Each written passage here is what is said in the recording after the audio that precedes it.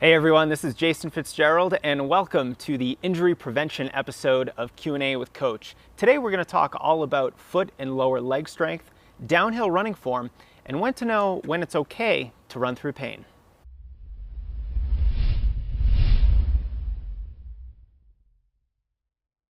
All right, let's get started. This is a special episode. We're actually going to tackle 4 questions in this episode of Q&A with Coach because I want to really focus all of our attention today on how to stay healthy long term so that ultimately you can focus on more interesting things like running faster. All right, so our first question actually is a 2-part question from Mike and Jim. So Mike wants to know what are some foot and toe exercises that can help with foot problems as you get older? And then Jim wants to know, how do you prevent ankle injuries for beginner trail runners? And so you can actually tackle this question in these questions in essentially the same way. So first and foremost, you want to do some of your overall workload barefoot. Now, I'm a cautious minimalist in that I don't think you should be doing all of your training barefoot. Barefoot running and minimalism are training tools, just like deadlifts, long runs, or 400-meter repetitions on the track. You wouldn't do those every day, so you shouldn't be running barefoot every day either. Okay, so with that said, how can we get stronger feet and stronger lower legs and ankles so that we can prevent injuries when we're on the trails or when we get older? Okay, first and foremost, hopefully you're doing strides 2 or 3 times a week, and one thing that you can do is simply run your strides barefoot. Find some synthetic turf field, find a clear field or something like that where you won't be running on top of anything that might hurt your feet, and you can do 2 to 4 strides, even up to 6, barefoot. I actually did some barefoot strides after my run today, and they're a really phenomenal way to build up the smaller intrinsic musculature of your feet and really help with ankle stability and strength. Now, the other thing that you can do is just spend more time barefoot when you're not running. So if you're doing some sort of body weight strength routine or core workout at home, do it barefoot. You shouldn't really ever, I don't think, wear shoes inside your house. If you can just spend more time barefoot, you're going to put your foot in a more natural position. You're going to engage your foot muscles more and more, and that's really going to help with developing strength in the foot and the ankle area. Finally, the other exercise that you can do are towel scrunches. And this is where you take a hand towel, and on one side you put a heavy object of about 1 to 3 pounds, like a big hardcover book or something along those lines. And then on the other side, put your toes and scrunch that towel toward you. And then you can do about 3 repetitions of that, and that's another great way to add some resistance training for your feet. Now finally, what I want to really ensure that you understand is that it's not just about strength. It's also about coordination. It's also about agility. So if you're on the trails and you're twisting your ankle a lot, that might not necessarily be a strength problem.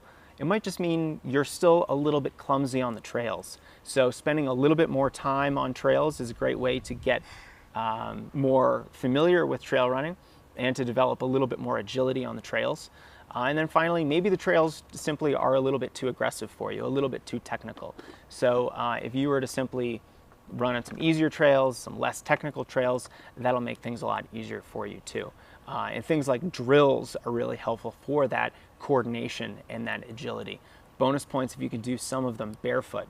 But again, remember that this whole barefoot concept, be really, really gradual with how you transition to barefoot, any kind of barefoot running, whether that's drills, whether that's, sorry Reagan, Daddy's doing a video, whether that's drills, whether that's strides or a little bit of barefoot running. You just want to be super gradual with it and make sure that you're not jumping too far into that kind of work without really letting your feet and other musculature adapt to it. Okay, our second question comes from Cheyenne. She's curious about downhill running form and what the best way is to run downhill to prevent quad pain. So running downhill is actually very similar to running on any other type of grade, whether that's uphill or even flat terrain. First things first, you want to make sure that you're keeping your legs underneath your body. You're not reaching out with your feet and you're not overstriding. This is going to prevent a lot of those really significant impact forces from going up through your legs. The next thing you want to look at is your cadence. This is the number of steps that you take per minute. Now, during an easy run, you want to be at least over 170, preferably closer to 180. But when you're running faster, this is going to go up significantly. I wouldn't be surprised if you were in a race and you were running 200 or more steps per minute.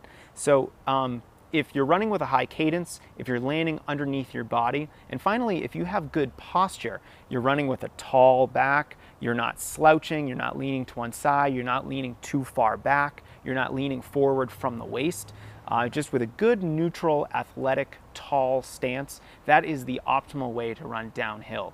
Now, of course, no matter if you're running downhill or not, quad pain shouldn't happen when you're running. This is an indication that something's wrong. Something is starting to hurt because you either are in the beginning stages of an injury, or maybe you're just doing something that isn't smart, like running with really terrible form down a very steep hill. So it's something to keep out for, to keep looking at, Cheyenne. And finally, the last thing that you can do is look at your strength program. Do you have strong quads? Are you doing any kind of quadriceps exercises to help your legs better withstand the impact of downhill running? Because downhill running is going to present a lot more impact than running on a flat surface, or definitely compared to running uphill. So make sure that you're doing strength exercises. Things like squats are going to be your best friend when it comes to quad strength. All right, our third and final question. This one is from Fit Regular Guy on Twitter, and he's curious. His ortho said that if the pain, any pain that he's experiencing isn't bothering him, then it's okay to run through the injury. What are your thoughts on that? So I do kind of agree with that. There are some shades of gray in here that I think are worth discussing. So first and foremost, what kind of pain are you experiencing? There's essentially two kinds of pain.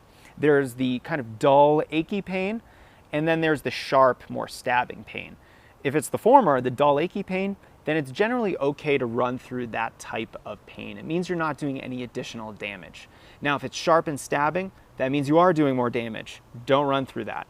So that's first thing to look for.